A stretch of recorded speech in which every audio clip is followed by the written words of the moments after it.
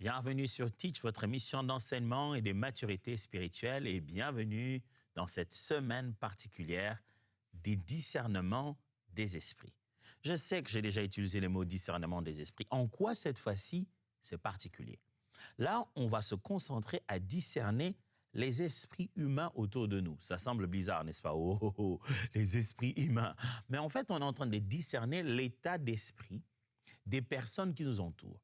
Parce que les personnes qui nous entourent influencent notre relation avec Dieu et notre bien-être. Et dans la Bible, il est important de discerner qui est à côté de nous.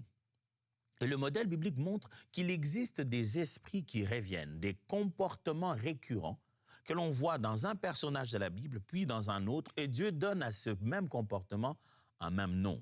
On voit même ça dans un autre personnage où la même pensée, les mêmes traits de caractère, Dieu les nomme toujours de la même manière. Et ces personnes vivent à côté de nous. Le but ici, ce n'est pas de leur mettre une étiquette, mais c'est d'étudier ce comportement et être capable de le retrouver autour de nous. Ce n'est pas la psychologie. On n'étudie pas que le comportement. On étudie des traits de caractère d'un état d'esprit, capable d'influencer notre vie personnelle avec Dieu et notre bien-être au quotidien. Aujourd'hui, on va commencer déjà par répondre à cette question. Qu'est-ce que c'est qu'un état d'esprit? Pourquoi j'utilise ces termes-là, état d'esprit? Alors, let's teach. Grandissons ensemble.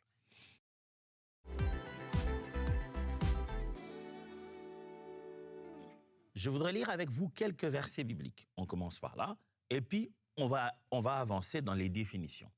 Premièrement, 1 Jean chapitre 3, versets 11 à 12. 1 Jean 3, 11 à 12. Il est écrit ceci. Car ce qui vous a été annoncé et ce que vous avez entendu dès le commencement, ce que nous devons nous aimer les uns les autres, et n'est pas ressembler à Caïn, qui était du malin et qui tua son frère. Et pourquoi les tua-t-il? Parce que ses œuvres étaient mauvaises et que celles de son frère étaient justes.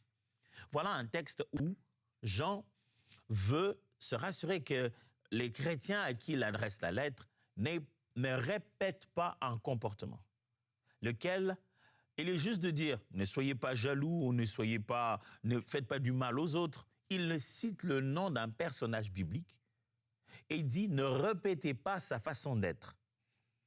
Ne faites pas écho à son mauvais comportement. Il cite Caïn dans le Nouveau Testament pour un Caïn qui a été réellement un être vivant, qui a réellement vécu dans la Genèse. Deuxième texte. Apocalypse chapitre 2, versets 20 à 21. Apocalypse 2, 20 à 21. Mais ce que j'ai contre toi, c'est que tu laisses la femme Jézabel, qui s'est dit prophétesse, enseigner et séduire mes serviteurs pour qu'ils se livrent à l'impudicité et qu'ils mangent des viandes sacrifiées aux idoles. Je lui ai donné du temps afin qu'elle se repentisse. Et elle ne veut pas se repentir de son impudicité. Voilà un autre texte. L'Apocalypse, Jean, est en train de donner la prophétie. Le Seigneur parle ici à une église. Il dit, c'est que je contre toi, ce que tu as laissé, et la femme Jézabel. En effet, il n'y avait pas d'individu à ce moment-là appelé Jézabel, une femme qui avait le même nom. Par contre, au lieu de faire une comparaison, Dieu fait carrément une métaphore, c'est-à-dire il élimine même l'élément comparatif. Au lieu de dire une femme qui est comme Jézabel, il appelle directement femme Jézabel, comme si c'était devenu une expression, femme Jézabel. Il fait référence à celle qui était la femme d'Akab dans le livre de Rois, qui s'appelait Jézabel.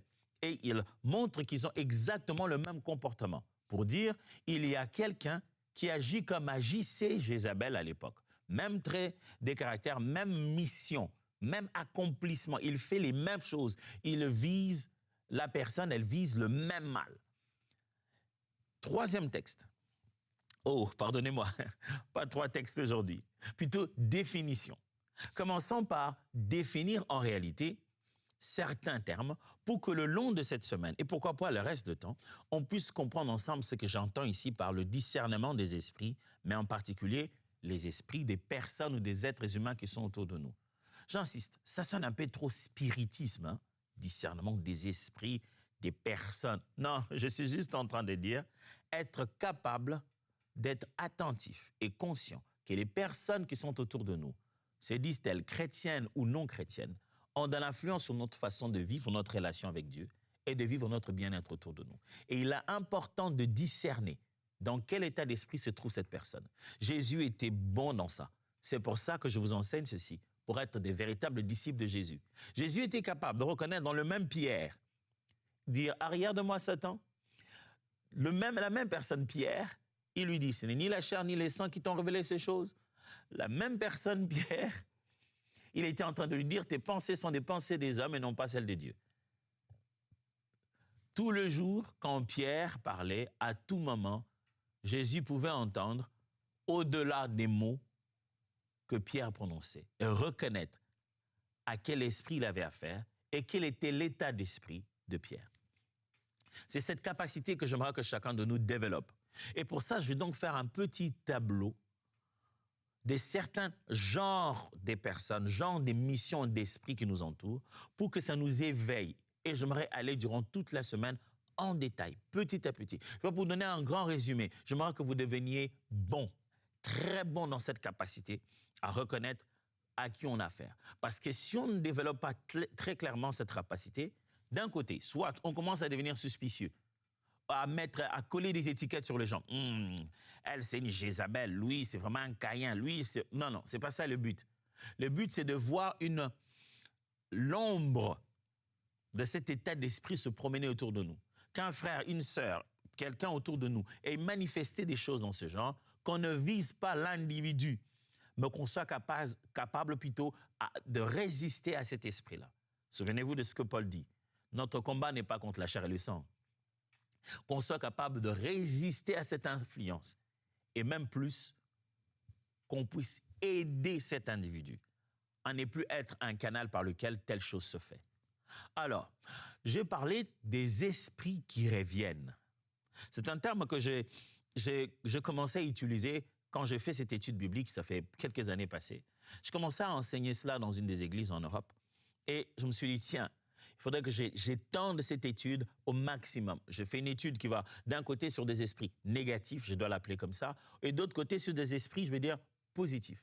Le but de ces termes utilisés, esprits qui reviennent, c'est pour résumer la récurrence justement de ces états d'esprit dans la Bible.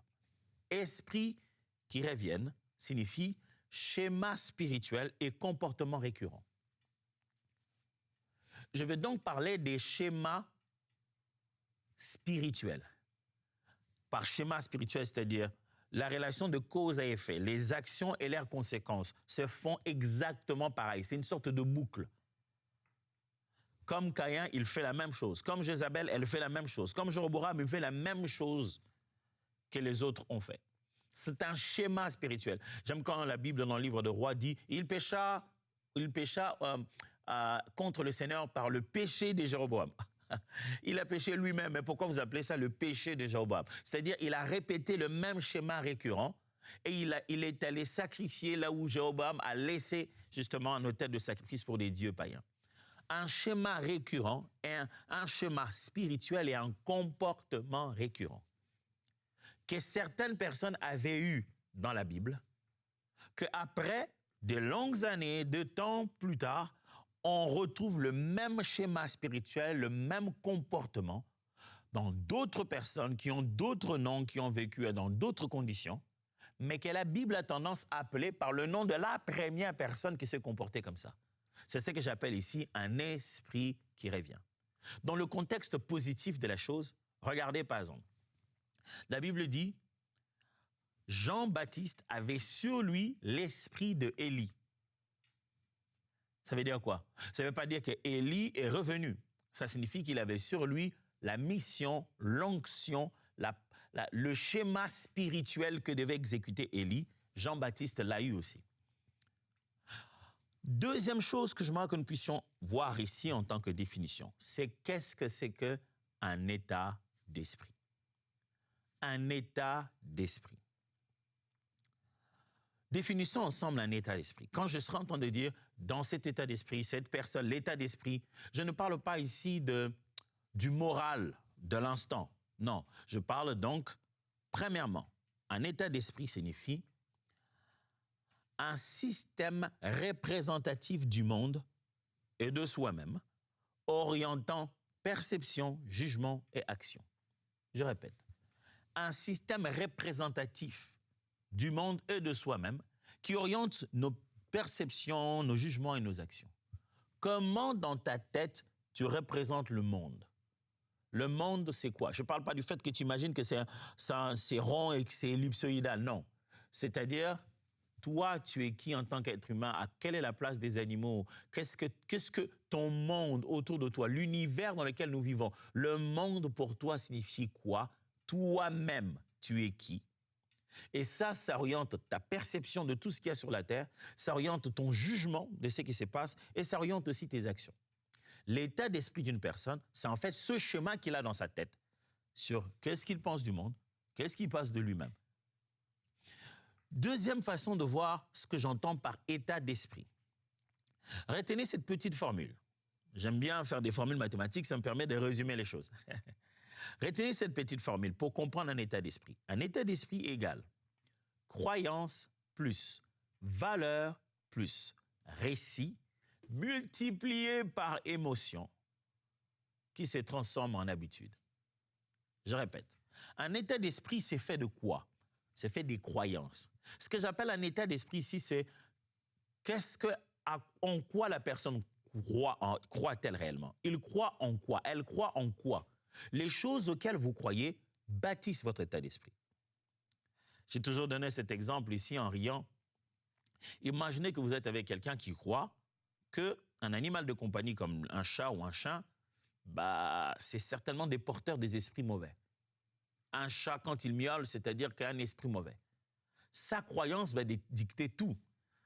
Quand un chat entre, son état d'esprit et ton état d'esprit à toi qui ne crois pas à ça, c'est plus la même chose. Toi, tu vois un animal qui entre, tu as envie d'aller être en relation avec cet animal, s'approcher, câliner. Mais lui, il dit, oh, Satan est entré ici, au nom de Jésus. Il commence déjà à préparer ses barrières et à chasser. Croyance crée un état d'esprit, mais valeurs aussi. Les choses que l'on considère justes, ce sont elles qui créent notre état d'esprit. Vous allez au milieu de voleurs, ils considèrent juste de voler. Ils pensent que voler, c'est juste une façon de récupérer auprès des égoïstes qui en veulent trop pour eux-mêmes. Ils appellent ça pour eux des valeurs. Mais c'est fait aussi de récits, c'est-à-dire des histoires qu'on nous a racontées, des mythes qu'on a mis dans notre tête, des vérités ou pas, mais le récit de notre vie, ce que nous avons vécu ici, ce qui nous a été dit et comment nous avons vécu ce que nous avons vécu, constitue notre état d'esprit. Pour quelqu'un qui a déjà été attaqué, quelque part la nuit dehors, ou qui a beaucoup regardé des films où on attaque les gens dehors, quand vous marchez dehors, il est 17h, 18h, commence à faire un peu sombre, vous n'avez plus le même état d'esprit. Vous courirez aisément, vous disant, je fais un peu le sport le soir, lui c'est en train de regarder dans tout le sens. Son état d'esprit est influencé par son récit personnel, son vécu. Tout ça est multiplié par les émotions. Quand j'ai des valeurs, des croyances et des récits, une histoire personnelle, tout ça réagit différemment par rapport à l'émotion du moment. Quand je suis fâché, je suis content, tout ça, je suis content avec mes croyances, avec mes valeurs, avec mon histoire. Quand je suis fâché avec mes croyances, avec mon histoire, avec mes valeurs. L'émotion vient amplifier ou exposer toutes ces choses-là. L'émotion multiplie tout ce qu'on a là. Ça montre plus clairement ce qu'on a. Et ce schéma démontre en nous nos habitudes. Alors quand vous dites que cette personne a telle habitude, lui c'est dans ses habitudes, vous êtes en fait en train de dire cette personne a souvent cet état d'esprit chaque fois qu'il est dans cette circonstance. Chaque fois que cette personne est dans cette circonstance, elle a toujours cet état d'esprit. C'est son habitude, c'est-à-dire ses émotions appellent sa connaissance, sa croyance et se base sur les récits de sa vie et ça donne toujours cette réponse chaque fois. C'est ce qu'on appelle son état d'esprit. Ce qui signifie qu'un jour, quelqu'un dans une émotion différente, elle exprime ses croyances, ses valeurs et ses récits de façon différente. Elle change d'émotion, l'intensité exprime ces choses différemment. Et en fin de compte, pour comprendre ce que c'est qu'un état d'esprit, je vous propose une troisième façon de voir ça. Tout ce que je viens de vous dire ici, Sachez qu'un état d'esprit est modélé par l'environnement, consolidé par le feedback, jusqu'à devenir une identité. Croyances, valeurs, récits, émotions, tout ce que je viens de vous dire, quelqu'un a son état d'esprit. Mais tout cela est modélé, a pris forme par un environnement. Ça signifie que comment il a vu, là où il a grandi, avec qui il a été, comment ces gens ont exprimé ça. Il y a des gens qui ont grandi dans un endroit où quand on n'est pas d'accord, on doit bouder du visage. C'est comme ça que toi, tu vas reconnaître son état d'esprit. Tu parles et tu le vois faire des grimaces.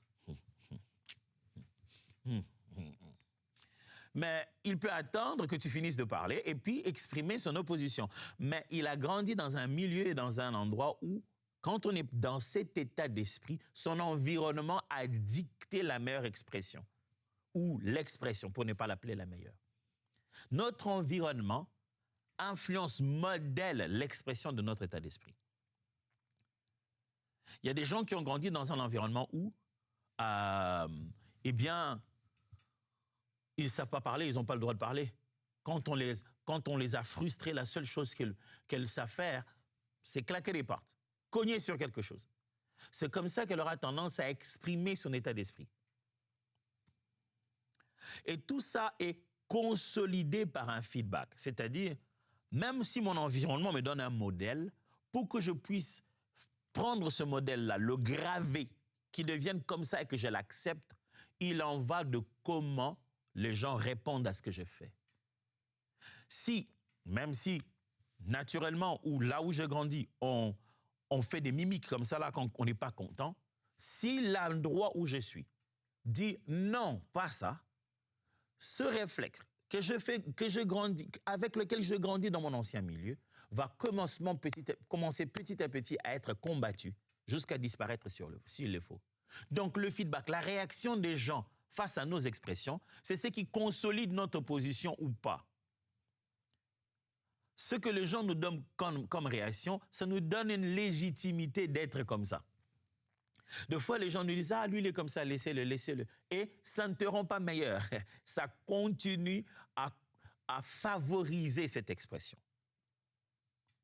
Et tout ça finit par devenir ton identité. Identité. Ça devient toi. On commence à t'appeler colérique. On commence à t'appeler méchant. On commence à t'appeler décourageant. Ça devient carrément un adjectif qui qualifie qui tu es. Mais ça a commencé depuis longtemps. Ça a commencé par comment tu vois le monde et comment tu te vois toi-même.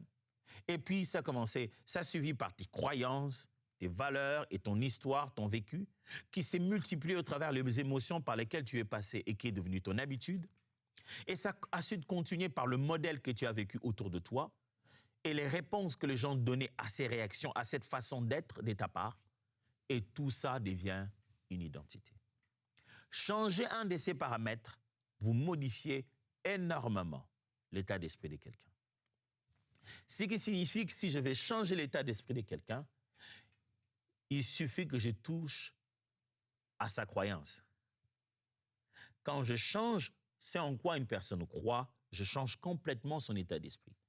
Vous commencez à comprendre quelle est l'approche de Jésus quand il vient prêcher la parole pour qu'on y croie et qu'il nous montre que si son enseignement qu'il donne, nous ne le mettons pas en pratique, nous n'exprimons pas que nous le croyons, eh bien rien ne va changer. S'il veut vraiment faire un travail en profondeur, il doit toucher cette base fondamentale de notre foi. Si je vous ai dit, qu'est-ce que c'est qu'un état d'esprit? Laissez-moi étendre pour que je puisse prendre plusieurs angles pour éclairer la même chose, afin que celui qui n'a pas compris la première explication comprenne à travers ces autres éléments un état d'esprit. Comment se forme un état d'esprit? Dans la définition, j'ai donné des éléments. Mais laissez-moi aller maintenant point par point. Comment se forme un état d'esprit? Rapidement. 1. Les prédispositions. C'est-à-dire, on utilise le terme prédisposition pour parler de notre tempérament. On est né avec. Soit c'est génétique, prédisposition, c'est-à-dire les dispositions qu'il y a en nous pour lesquelles on n'a pas eu besoin d'apprendre. C'est génétique. Tu l'as eu de ton père, tu l'as eu de ta mère. C'est ce qu'on appelle des prédispositions, des tempéraments. Il est colérique, il est mélancolique. Ces tempéraments-là sont le point de départ qui forme nos états d'esprit. Deuxièmement, attachement et première interaction. Notre état d'esprit vient de nos premiers attachements, à qui on s'est attaché et avec qui on a été en interaction dès le début.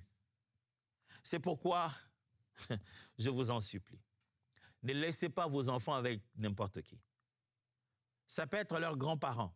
Et c'est beaucoup d'amour. Ils ne leur veulent même pas le mal. Mais s'ils se sont attachés à eux en premier, sachez-le que ça va devenir très difficile de placer une autorité parentale sur eux. Ils croiront que les parents sont des méchants et les grands-parents sont des gentils. Les premiers attachements et les premières interactions d'une personne bâtissent petit à petit son état d'esprit. Vous prenez un enfant que vous élevez au milieu de gangsters, dans les gangs en train de vendre la drogue. Les premières interactions là, c'est ce qui va former sa personnalité et qui va former son état d'esprit. Troisièmement, l'apprentissage. Ce qui forme notre état d'esprit, c'est ce qu'on apprend. On apprend par information, on apprend par immersion dans un milieu. Les genres de choses qu'on apprend forment notre état d'esprit. Oh, rien qu'en disant ça, j'imagine que nous sommes dans un ère où aucun parent ne peut dire que c'est lui qui apprend des choses à ses enfants. Ce n'est plus possible. Les parents n'apprennent plus les choses à leurs enfants. On leur apprend une ou deux qu'ils vérifient avec ChatGPT ou avec quoi que ce soit. On leur apprend une ou deux qu'ils vérifient eux-mêmes sur Google et ils nous contredisent en disant « Non, c'est pas ça ce que tu as dit ». Si on a perdu, on oublie une chose avec notre mémoire, on dit c'est en 685, il dit non, c'est pas ça. Google dit en 683. Les enfants ont compris que des mémoires ne vont pas toutes les bonnes informations. Ils préfèrent aller apprendre ailleurs, par eux-mêmes. Oh, je prie Dieu que nos enfants, nos frères et sœurs, dans leur processus personnel d'apprentissage, que le Seigneur le préserve à aller tomber entre les mains de choses qui deviennent difficiles à désapprendre. Il y a des choses, une fois qu'on les a apprises, pour les désapprendre, ça devient catastrophique. Quatrièmement, langage et culture. Ce qui constitue notre état d'esprit, c'est aussi nos langages et notre culture. La langue qu'on utilise et la culture dans laquelle on vit. Quelqu'un a un certain état d'esprit parce qu'il vient d'un certain continent, d'un certain peuple, d'une certaine langue, d'un certain dialecte parlé, d'une certaine tribu. Toutes ces choses-là, ce que l'on dit, comment on parle, les mots qu'on utilise, notre dictionnaire, ainsi que la culture dans laquelle on a grandi, ça forme notre état d'esprit. Et par culture, ne voyez pas seulement la culture en tant que peuple, ça peut être aussi la culture de l'entreprise, de l'endroit. Et par langage, ne voyez pas qu'une langue, ça peut être aussi le langage de votre entreprise, de votre église. Tout ça, ça forme votre état d'esprit. Vous rencontrez quelqu'un qui vient d'une église dont le point fort est la conscience de la délivrance et de chasser les démons, un autre où le point fort, c'est le fait qu'on croit à notre capacité à régner sur la terre, royaume de Dieu. Vous leur parlez deux états d'esprit différents devant une même situation. 5. L'expérience clé ou les expériences clés. Il y a des expériences les plus importantes de la vie d'une personne qui constituent son état d'esprit. J'en parlais tout à l'heure. Il se souvient qu'il a été mordu par un serpent quelque part le soir en sortant de l'école. C'est resté en lui comme un schéma. Vous ne pouvez pas partir avec lui là-bas sans qu'il ne soit aux aguets. 6. Institution et père. C'est-à-dire père par le fait de choses qui se ressemblent. Une chose qui forme notre état d'esprit, ce sont les institutions dans lesquelles nous sommes. Par là, j'entends la famille, l'école, les lieux où les règles sont installées pour nous et comment on a vécu avec nos collègues et les gens de la même nature que nous dans ces institutions-là.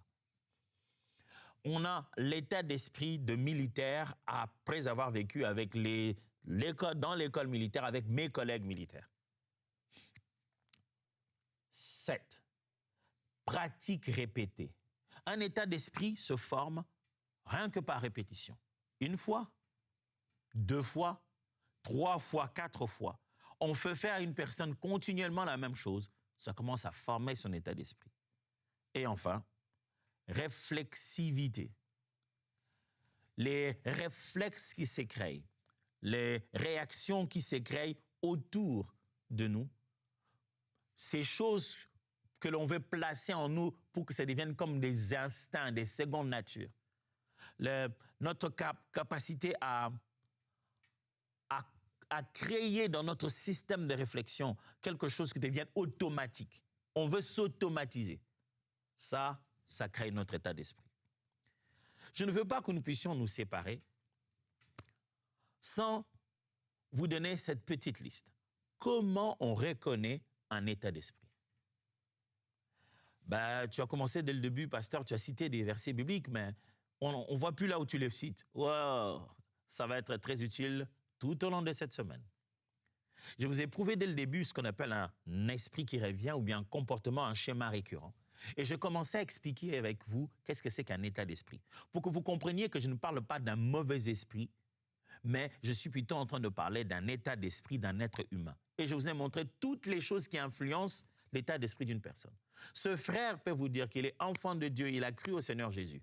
Mais s'il n'a pas encore laissé la parole de Dieu entrer dans chacun de ces aspects de sa vie, commencer à corriger son mensonge pour qu'il puisse être renouvelé dans son intelligence, il est encore un candidat qui peut manifester ce genre de choses.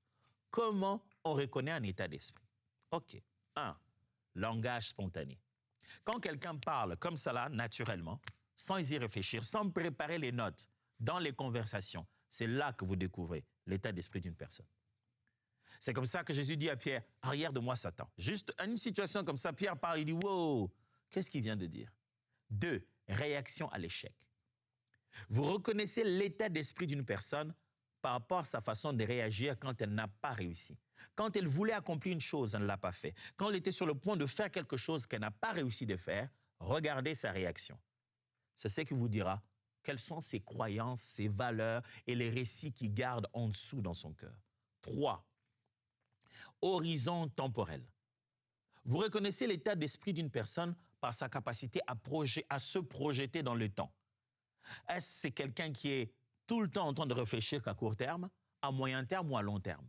L'état d'esprit d'une personne se voit par son capacité à voir l'horizon du temps, à s'imaginer la vie dans ses différentes étapes, court, moyen, long terme. 4. Choix sous contrainte. Vous découvrez l'état d'esprit d'une personne quand la personne doit faire des choix sous contrainte. Elle doit lever une option pendant qu'elle n'a pas le temps, la contrainte est là. C'est là que vous découvrez le vrai Louis. Et qu'est-ce qu'il a comme croyances, valeurs, récits, émotions et habitudes qui sont en dessous de sa mentalité et de son état d'esprit. 5. Signature comportementale. C'est-à-dire, il y a des petites répétitions dans son comportement. Tu peux même les prédire, dire, ah là là, lui, il se comporte toujours comme ça. Dans les comportements récurrents d'une personne, bien sûr, que vous reconnaîtrez son état d'esprit. Je suis maintenant au prochain point 6 plutôt. Alignement, valeurs et actes. Vous découvrez l'état d'esprit d'une personne à travers sa façon d'aligner les valeurs auxquelles elle croit et les actes qu'elle pose. Alignement ou manque d'alignement entre ce qu'il y a dans sa croyance et ce qu'il y a dans ses actions. C'est ce qui montre l'état d'esprit d'une personne. Et enfin, pas le moindre, le réseau social, qui est devenu un élément important pour reconnaître l'état d'esprit d'une personne. Sa façon d'être en interaction avec des parfaits inconnus et à révéler qui il est. Regardez juste les posts d'une personne. Regardez comment il tient ses réseaux sociaux. Vous vous rendez compte que je connais cet état d'esprit. On vient à peine de commencer et ça va être intéressant. Je vais commencer à vous parler des types d'état d'esprit et je vais être très, très détaillé pour que vous puissiez l'identifier en vous ou autour de vous. Cette semaine, vous allez devenir très perspicace. Dieu va vous donner la sensibilité et le discernement pour que n'importe qui ne vienne plus détruire votre destinée et que vous ne laissiez plus influencer de n'importe quelle manière. Merci d'avoir suivi aujourd'hui et tiens, merci d'ailleurs de toujours être là en tant que partenaire à EMCI. Nous sommes très reconnaissants de ce que vous êtes et de comment vous continuez à nous aider à accomplir cette mission. Je vais juste vous rappeler que vous pouvez devenir abonné sur cette chaîne EMCI TV, la chaîne YouTube de EMCI TV. Il suffit d'aller s'abonner et de cliquer sur la cloche et vous deviendrez véritablement l'un de nous pour qu'on continue ce travail et la suite de cette émission. Dieu vous bénisse.